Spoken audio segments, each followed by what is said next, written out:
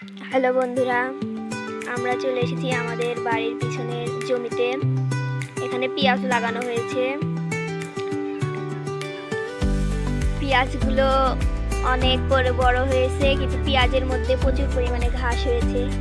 পেঁয়াজের ঘাস তোলা হচ্ছে, আপনাদের দেখাচ্ছি। ওই যে ওই পাশের ঘাস তোলা শেষ, এই যে দেখছেন ঘাস তোলা শেষ। পেঁয়াজগুলো তোলার উপযোগী, কিছুদিন পরেই তোলা হবে। ঘাসের কারণে তুলতে পারিনি। এই যে পেঁয়াজের গাছ শুকিয়ে গেছে, আর কিছুদিনের মধ্যেই তোলা হবে। এই পাশের ক্ষেতে আবার ভুট্টা লাগানো হয়েছে।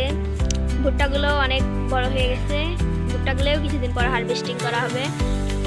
ভুট্টার পাতাগুলো ঝরে ফেলা হচ্ছে, সেটাও ওই পাশের ক্ষেতে করা হয়েছে, সেটাও আপনাদের সাথে শেয়ার করব। এই যে এগুলোর পাতা ঝুলানো হয়েছে, এগুলো কিছুদিন পর হারভেস্ট করা হবে, তখন আপনাদের দেখাবো। আমাদের পাশে থাকবেন, লাইক, কমেন্ট, শেয়ার, সাবস্ক্রাইব করবেন। টাটা।